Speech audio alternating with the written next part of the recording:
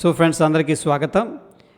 Martin ping ఏం చెప్తున్నారంటే friends, cup and bowl అనేది డిఫరెంట్గా ఏమి ఉండదు, బట్ దాన్ని అర్థం చేసుకుంటే ఆ రెండు కూడా సిమిలర్గా ఉంటాయి అని చెప్పేసి ఆయన బుక్లో వర్ణించడం జరిగింది.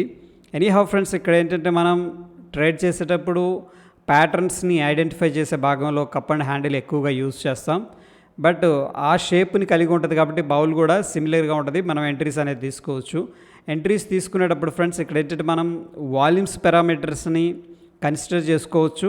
నెక్స్ట్ బ్రేక్అవుట్ జరిగేటప్పుడు ఎలాంటి పారామీటర్స్ మనం కన్సిడర్ చేసుకుంటే బాగుంటుంది, ఆ క్యాండిల్ సైజ్ కానీ అవి కూడా మొత్తం డిస్కస్ చేసుకుందాం ఫ్రెండ్స్.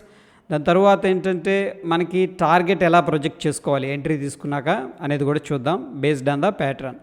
ఈ ప్యాటర్న్స్ అనేవి మార్కెట్లో ఎప్పుడూ రిపీట్ అవుతూ ఉంటాయి ఫ్రెండ్స్. అందుకని ఈ యొక్క కప్ అండ్ బౌల్ గురించి డిస్కస్ చేసుకోవడం జరిగింది. అండ్ వెరీ బ్యూటిఫుల్ ప్యాటర్న్, చాలా ఈజీగా మనం ఐడెంటిఫై కూడా చేయొచ్చు. చూడండి, ఇక్కడ మనం కాఫీ తాగే కప్ కానీ బౌల్ కానీ షేప్ అయితే సిమిలర్గా ఉన్నాయి. దానికి దీనికి డిఫరెన్స్ ఏంటంటే ఒక హ్యాండిల్ అనేది లేదు.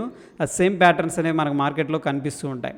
ఫర్ ఎగ్జాంపుల్ ఫ్రెండ్స్, మనం ఇక్కడ చూసుకున్నట్టయితే ఈ లెవెల్ అనేది అబ్జర్వ్ చేస్తే చూడండి, ప్రీవియస్ ఒక రెసిస్టెన్స్ లెవెల్ అనేది కనిపిస్తుంది. అక్కడ నుంచి కూడా మార్కెట్ అనేది కరెక్షన్ అయింది, రైట్. దాని తర్వాత మనం దీంట్లో ట్రెండ్ లైన్స్ అనేది డ్రా చేసుకోవచ్చు. ట్రెండ్ లైన్ బ్రేక్ డౌన్స్ అనేది అబ్జర్వ్ చేసుకోవచ్చు. ఫస్ట్ ఆఫ్ ఆల్ ఏంటంటే మార్కెట్ డౌన్ ట్రెండ్లో ఉంది. ఈ పాయింట్ దగ్గర నుంచి మార్కెట్ కిందకి రావడం, దాని తర్వాత లోవర్ లోస్ క్రియేట్ చేసుకుంటూ స్లోగా కిందకు వస్తూ ఉంది. సో ఆబ్వియస్గా డౌన్ ట్రెండ్లో ఉందని చెప్తున్నాం. అక్కడ నుంచి కూడా ప్రీవియస్గా ఉన్న రెసిస్టెన్స్ లెవెల్స్ని స్లోగా ఏంటంటే బ్రేక్అవుట్ చేసుకుంటూ హైయర్ హైస్ క్రియేట్ చేసుకుంటూ వెళ్ళిపోతుంది friends.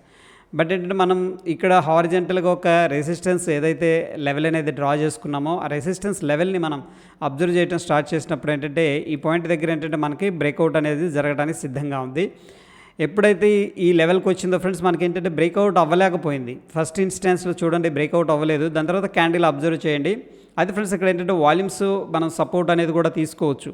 For example friends, breakout అయిన తర్వాత చాలామంది ఏంటంటే ఇక్కడ నుంచి టార్గెట్ అనేది ప్రొజెక్ట్ చేస్తారు. అలా ఉండదు. యాక్చువల్గా ఏంటంటే ఈ యొక్క డిస్టెన్స్ ఏదైతే ఉందో చూడండి, ఇక్కడ నుంచి ఇక్కడికి ఎంత డిస్టెన్స్ ఉంది. ఫర్ ఎగ్జాంపుల్ ఈ కేసులో 164 పాయింట్స్ డిస్టెన్స్ ఉందన్నమాట.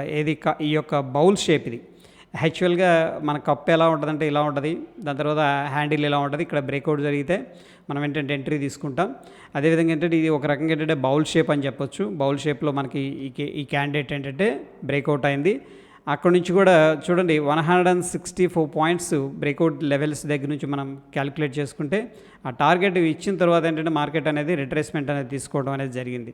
ఇది చాలా ఈజీగా మనం ఐడెంటిఫై చేయొచ్చు ఫ్రెండ్స్. అదేవిధంగా ఎనదర్ స్టాక్ అనేది మనం చూసుకున్నట్టయితే చూడండి, సేమ్ లెవెల్ అనేది రెసిస్టెన్స్ లెవెల్ లాగా ఉంది. దాని తర్వాత లోవర్ లోస్ క్రియేట్ చేసుకుంటూ స్లోగా వెళ్ళి ఇక్కడ డబుల్ బాటమ్ అనేది క్రియేట్ చేసి ప్రీవియస్గా ఏదైతే స్ట్రక్చరల్ హైస్ ఉన్నాయో వాటిని బ్రేక్అవుట్ చేసుకొని చిన్నగా పైకి వెళ్తుంది ఫ్రెండ్స్. బట్ ఎప్పుడైతే ఈ లెవెల్ అనేది రెసిస్టెన్స్ లెవెల్ అనేది టచ్ చేసిందో, టెక్నికల్ అనాలిసిస్లో మనం అబ్జర్వ్ చేయాల్సింది ఏంటంటే క్యాండిల్ అనమాట. క్యాండిల్ ఎప్పుడైతే టచ్ చేసిందో ఇమీడియట్గా సెల్లర్స్ వచ్చారు. బట్ దాని తర్వాత ఏంటంటే ఈ పాయింట్ దగ్గర సెల్లర్స్ని డిఫీట్ చేశారు. ఈ పాయింట్ చూడండి, అబ్జర్వ్ చేస్తే స్ట్రాంగ్ బ్రేక్అవుట్ అనేది జరిగింది. అండ్ ఇక్కడ సేమ్ ప్యాటర్న్ అనేది మనకు కనిపిస్తుంది. సేమ్ ఏంటంటే బౌల్ షేప్ అనేది కనిపిస్తుంది ఫ్రెండ్స్.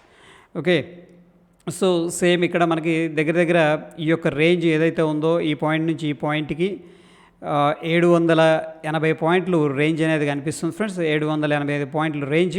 అండ్ సేమ్ ప్రీవియస్గా ఏదైతే స్టాక్లో మనం అబ్జర్వ్ చేసామో resistance level and same candle breakout అయింది. బ్రేక్అవుట్ అయిన తర్వాత ఫ్రెండ్స్ మనం టార్గెట్ అనేది ప్రొజెక్ట్ చేసుకుంటే మనకేంటంటే ఈ యొక్క క్యాండిల్లో మన టార్గెట్ ఇవ్వడం అనేది జరిగింది. అగైన్ కన్సోలిడేషన్ తీసుకొని మళ్ళా బ్రేక్అవుట్ అనేది తీసుకుంది. That is different story. But again ఏంటంటే ఇక్కడ బౌల్ షేప్ ఇది కూడా సిమిలర్గా ఉంది. చూడండి, బౌల్ షేప్ అనేది ఉంది. Same resistance level. So friends, ఇది ఒక్కటే మనకు సరిపోదు. జస్ట్ షేప్ ఉంది, బౌల్ షేపు మనకి బ్రేక్అవుట్ అయితే వస్తుందా అని చెప్పేసి.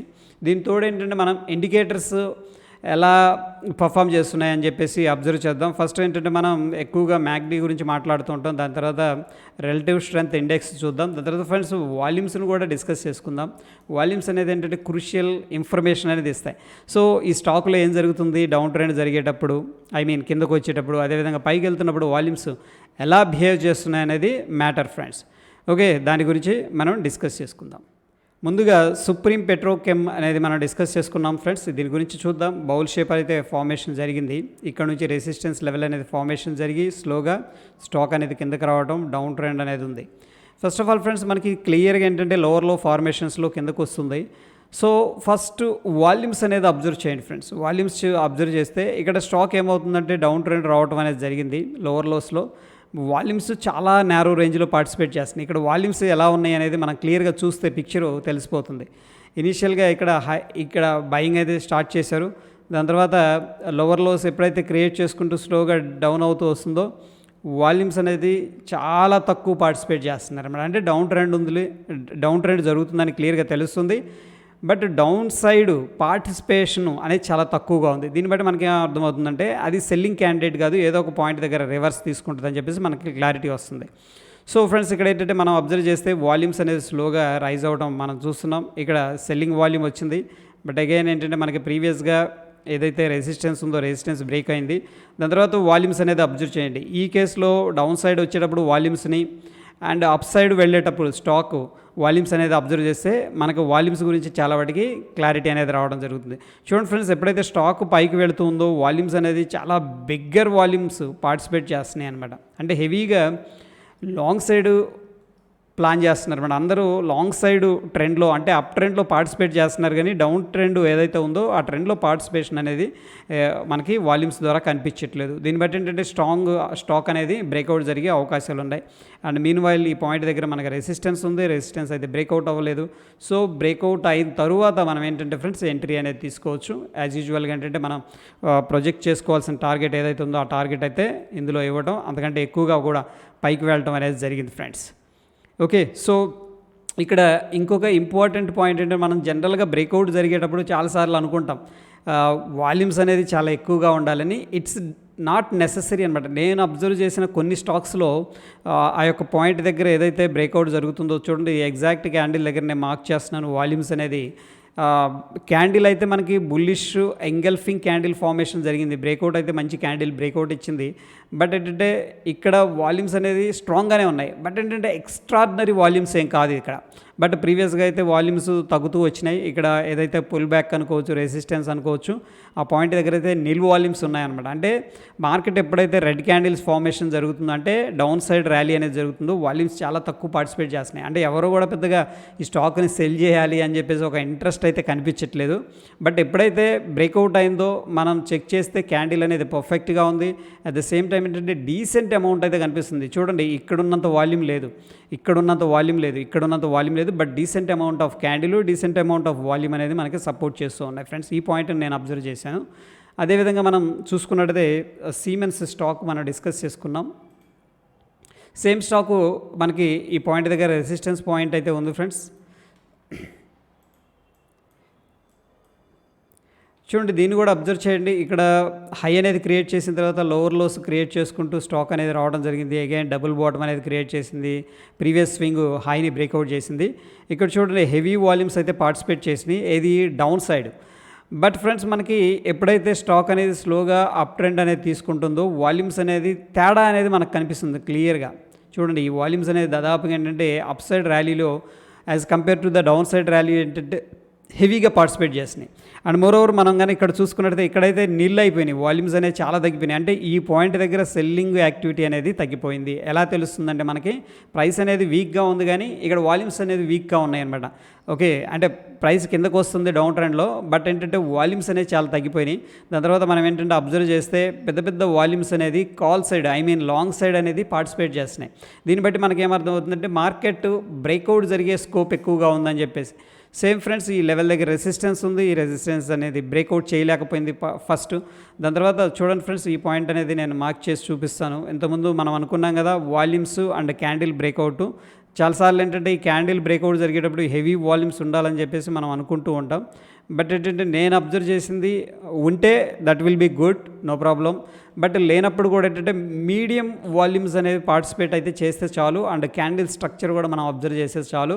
దానికి ముందు ఏం జరిగింది, ఈ యొక్క అప్ ట్రెండ్ జరుగుతున్నప్పుడు అంటే బ్రేక్అవుట్ జరగక ముందే వీళ్ళు ఏంటంటే దీన్ని సింపుల్గా వాల్యూమ్స్ ద్వారా మనం ఏం చెప్పొచ్చు అంటే అక్యుములేషన్ చేసుకున్నారు. వాళ్ళకి కావాల్సిన స్టాక్స్ అనేది వాళ్ళు అక్యుములేషన్ చేసుకున్నారు. ఎప్పుడైతే ఇక్కడ బ్రేక్అవుట్ అయిందో డీసెంట్ అమౌంట్ ఆఫ్ వాల్యూమ్ అయితే బ్రేక్అవుట్ అయింది, ఇక్కడ యాడ్ అయింది, అక్కడ నుంచి కూడా స్టాక్ అనేది పైకి వెళ్ళింది ఫ్రెండ్స్. ఈ కేసులో ఏంటంటే మనకి పైకి వెళ్ళిన తర్వాత మళ్ళీ రీటెస్ట్కి వచ్చింది, ప్రీవియస్ కేసులో రీటెస్ట్కి రాలేదు. దట్ ఈస్ ద రీజన్ మనం అనుకునేది ఏంటంటే ఎప్పుడైతే బ్రేక్అవుట్ అయిందో అక్కడ ఎంతో కొంత క్వాంటిటీ అనేది యాడ్ చేసుకోవాలి. ఒక్కొక్కసారి మనకి రిట్రేస్మెంట్ ఆపర్చునిటీ రాకపోవచ్చు, సో మనం ఆ టైంలో ఏంటంటే మిస్ అయిపోతాం.